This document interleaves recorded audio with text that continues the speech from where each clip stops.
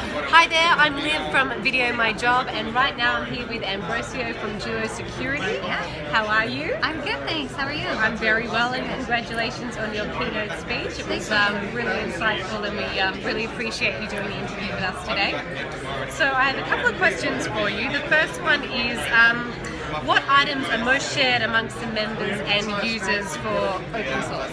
Yeah, I would say, one of the things that we kind of centralize everybody to is this idea of real-time ongoing sharing. With emerging practices specifically, it's really difficult to wait long periods of time to build the best practices that you see with like compliance or, total rewards or some more infrastructural things.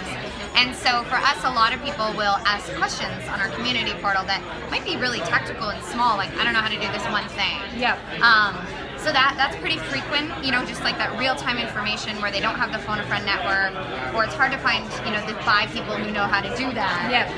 And so that access, I think, is a really big share. And then more formally, our case studies, we have 15 published, we have 100 in the pipeline.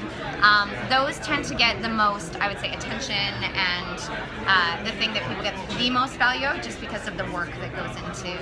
Because they're more looking at the results and the data for that to feed themselves. They're more robust, and so, we've got the online community for the quick and easy questions, like how do we do this one thing, or can somebody help me? And then the case studies are for when they actually are trying to build strategic, business aligned things around either diversity or predictive analytics or social HR, employer branding.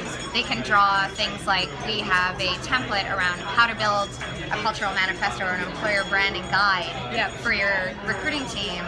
Those are huge assets that often live, either outside of your budget or in worlds that are consulting or you have to pay to get a lot of access to. And so the whole idea is just to democratize access to ideas and community. And that's why you've also made it all free and accessible for all. It's all free, and it's run by Lars Schmidt, the co-founder, who did recruiting for companies like Ticketmaster and NPR and SpaceX and worked with huge organizations globally around, how do we get ahead of some of these emerging, exponentially changing things that are going on in recruitment. And so it's a volunteer initiative for us right now. It's off the side of our desk. But it's really just driven by this idea of, like, we all need to collaborate to connect and share all the knowledge amongst a group of people. And that access to information like that, very much so. We saw that happen in engineering, where they open sourced all the code and people were able to teach each other to self-correct, to increase their ability to develop and engineer, and now you see, engineers eating the world with all these tools and internet, and I don't see HR people having that same.